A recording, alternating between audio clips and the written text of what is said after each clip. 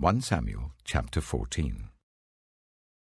One day, Jonathan, son of Saul, said to his young armor-bearer, "Come, let's go over to the Philistine outpost on the other side." But he did not tell his father. Saul was staying on the outskirts of Gibeah, under a pomegranate tree in Migron. With him were about 600 men, among whom was Ahijah, who was wearing an ephod. He was a son of Ichabod's brother, Ahitub, son of Phinehas, the son of Eli, the Lord's priest in Shiloh. No one was aware that Jonathan had left. On each side of the pass that Jonathan intended to cross to reach the Philistine outpost was a cliff. One was called Bozez, and the other Seneh. One cliff stood to the north towards Michmash, the other to the south towards Geba. Jonathan said to his young armor-bearer, "Come, let's go over to the outpost of those uncircumcised men. Perhaps the Lord will act on our behalf. Nothing can hinder the Lord from saving, whether by many or by few." "Do all that you have in mind," his armor-bearer said. "Go ahead. I am with you, heart and soul." Jonathan said, "Come on then. We will cross over towards them and let them see us. If they say to us, 'Wait there until we come to you,' we will stay where we are and not go up to them. But if they say, 'Come up to us,' we will climb up, because that will be our sign that the Lord has given them into our hands." So both of them showed themselves to the Philistine outpost. "Look," said the Philistines, "the Hebrews are crawling out of the holes they were hiding in." The men of the outpost shouted to Jonathan and his armor-bearer, "Come up to us and we'll teach you a lesson." So Jonathan said to his armor-bearer, "Climb up after me. The Lord has given them into the hand of Israel." Jonathan climbed up using his hands and feet, with his armor-bearer right behind him. The Philistines fell before Jonathan, and his armor-bearer followed and killed behind him. In that first attack, Jonathan and his armor-bearer killed some 20 men in an area of about half an acre.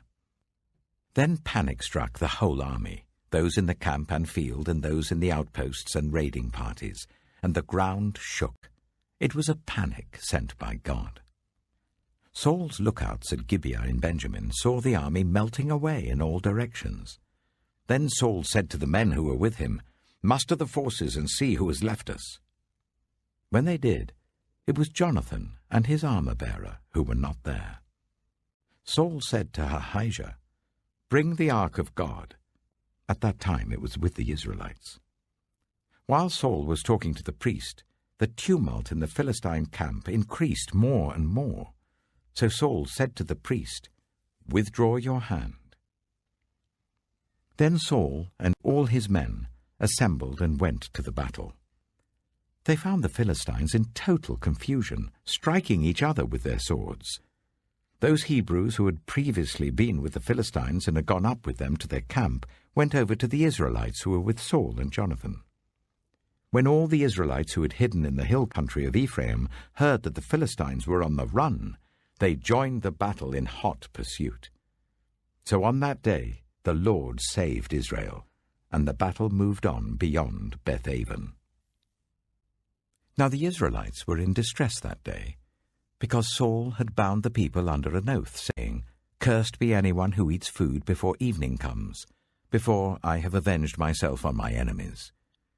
So none of the troops tasted food. The entire army entered the woods, and there was honey on the ground. When they went into the woods, they saw the honey oozing out. Yet no one put his hand to his mouth because they feared the oath. But Jonathan had not heard that his father had bound the people with the oath, so he reached out the end of the staff that was in his hand and dipped it into the honeycomb. He raised his hand to his mouth, and his eyes brightened.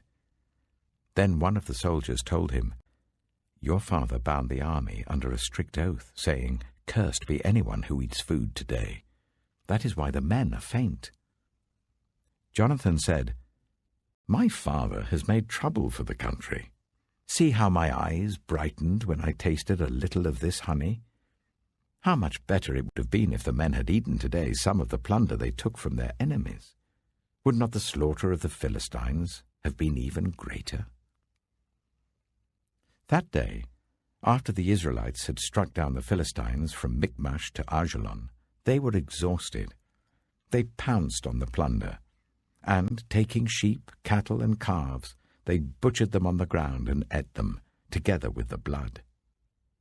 Then someone said to Saul, "Look, the men are sinning against the Lord by eating meat that has blood in it." "You have broken faith," he said. "Roll a large stone over here at once." Then he said, "Go out among the men and tell them, 'Each of you bring me your cattle and sheep, and slaughter them here and eat them. Do not sin against the Lord by eating meat with blood still in it.'" So everyone brought his ox that night and slaughtered it there. Then Saul built an altar to the Lord. It was the first time he had done this. Saul said, "Let us go down and pursue the Philistines by night and plunder them till dawn, and let us not leave one of them alive." "Do whatever seems best to you," they replied. But the priest said, "Let us inquire of God here." So Saul asked God, "Shall I go down and pursue the Philistines? Will you give them into Israel's hand?" But God did not answer him that day.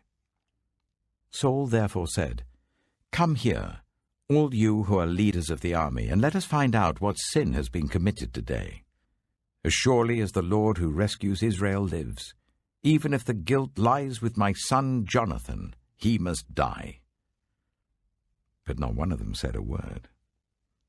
Saul then said to all the Israelites, "You stand over there. I and Jonathan my son will stand over here." "Do what seems best to you," they replied. Then Saul prayed to the Lord, the God of Israel, "Why have you not answered your servant today? If the fault is in me or my son Jonathan, respond with Urim. But if the men of Israel are at fault, respond with Thummim." Jonathan and Saul were taken by lot, and the men were cleared. Saul said, "Cast the lot between me and Jonathan my son." And Jonathan was taken.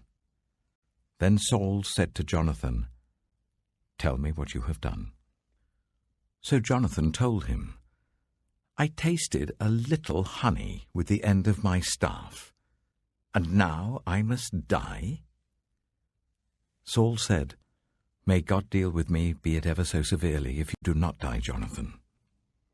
But the men said to Saul, "Should Jonathan die? He who has brought about this great deliverance in Israel? Never. As surely as the Lord lives, not a hair of his head shall fall to the ground, for he did this today with God's help." So the men rescued Jonathan, and he was not put to death. Then Saul stopped pursuing the Philistines, and they withdrew to their own land. After Saul had assumed rule over Israel, he fought against their enemies on every side: Moab, the Ammonites, Edom, the kings of Zobah, and the Philistines. Wherever he turned, he inflicted punishment on them. He fought valiantly and defeated the Amalekites, delivering Israel from the hands of those who had plundered them. Saul's sons were Jonathan, Ishvi, and Malchishua. The name of his elder daughter was Merab, and that of the younger was Michal. His wife's name was Ahinoam, daughter of Ahimaaz. The name of the commander of Saul's army was Abner, son of Ner, and Ner was Saul's uncle. Saul's father, Kish, and Abner's father, Ner, were sons of Abiel. All the days of Saul there was bitter war with the Philistines, and whenever Saul saw a mighty or brave man, he took him into his service.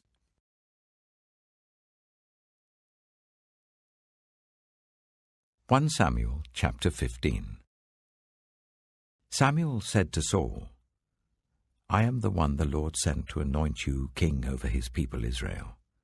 So listen now to the message from the Lord. This is what the Lord Almighty says. I will punish the Amalekites for what they did to Israel when they waylaid them as they came up from Egypt. Now go, attack the Amalekites, and totally destroy all that belongs to them. Do not spare them. Put to death men and women, children and infants, cattle and sheep, camels and donkeys." So Saul summoned the men and mustered them at Telaim, 200,000 foot soldiers and 10,000 from Judah. Saul went to the city of Amalek and set an ambush in the ravine. Then he said to the Kenites, "Go away, leave the Amalekites, so that I do not destroy you along with them. For you showed kindness to all the Israelites when they came up out of Egypt." So the Kenites moved away from the Amalekites. Then Saul attacked the Amalekites all the way from Havilah to Shur, near the eastern border of Egypt. He took Agag, king of the Amalekites, alive, and all his people he totally destroyed with the sword. But Saul and the army spared Agag, and the best of the sheep and cattle, the fat calves and lambs, everything that was good. These they were unwilling to destroy completely, but everything that was despised and weak they totally destroyed. Then the word of the Lord came to Samuel. "I regret that I have made Saul king, because he has turned away from me and has not carried out my instructions." Samuel was angry, and he cried out to the Lord all that night. Early in the morning, Samuel got up and went to meet Saul, but he was told, "Saul has gone to Carmel. There he has set up a monument in his own honor, and has turned and gone on down to Gilgal." When Samuel reached him, Saul said, "The Lord bless you. I have carried out the Lord's instructions." But Samuel said, "What then is this bleating of sheep in my ears? What is this lowing of cattle that I hear?" Saul answered, "The soldiers brought them from the Amalekites.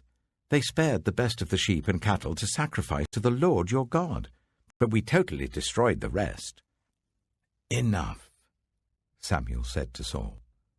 "Let me tell you what the Lord said to me last night." "Tell me," Saul replied. Samuel said, "Although you were once small in your own eyes, did you not become the head of the tribes of Israel? The Lord anointed you king over Israel, and he sent you on a mission, saying, 'Go and completely destroy those wicked people, the Amalekites. Wage war against them until you have wiped them out.' Why did you not obey the Lord? Why did you pounce on the plunder and do evil in the eyes of the Lord?" "But I did obey the Lord," Saul said. "I went on the mission the Lord assigned me. I completely destroyed the Amalekites and brought back Agag, their king.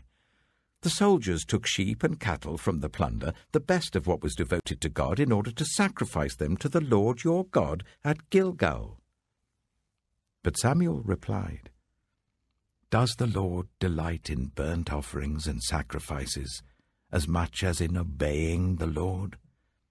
To obey is better than sacrifice, and to heed is better than the fat of rams. For rebellion is like the sin of divination, and arrogance like the evil of idolatry. Because you have rejected the word of the Lord, he has rejected you as king." Then Saul said to Samuel, "I have sinned. I violated the Lord's command and your instructions. I was afraid of the men, and so I gave in to them. Now I beg you, forgive my sin and come back with me, so that I may worship the Lord." But Samuel said to him, "I will not go back with you. You have rejected the word of the Lord, and the Lord has rejected you as king over Israel." As Samuel turned to leave, Saul caught hold of the hem of his robe, and it tore. Samuel said to him, "The Lord has torn the kingdom of Israel from you today, and has given it to one of your neighbors, to one better than you. He who is the glory of Israel does not lie or change his mind, for he is not a human being that he should change his mind. Saul replied, I have sinned, but please honor me before the elders of my people and before Israel. Come back with me so that I may worship the Lord your God. So Samuel went back with Saul, and Saul worshipped the Lord. Then Samuel said, Bring me Agag, king of the Amalekites. Agag came to him in chains, and he thought, Surely the bitterness of death is past. But Samuel said, As your sword has made women childless, so will your mother be childless among women. And Samuel put Agag to death before the Lord at Gilgal. Then Samuel left for Ramah, but Saul went up to his home in Gibeah of Saul. Until the day Samuel died, he did not go to see Saul again, though Samuel mourned for him. And the Lord regretted that he had made Saul king over Israel.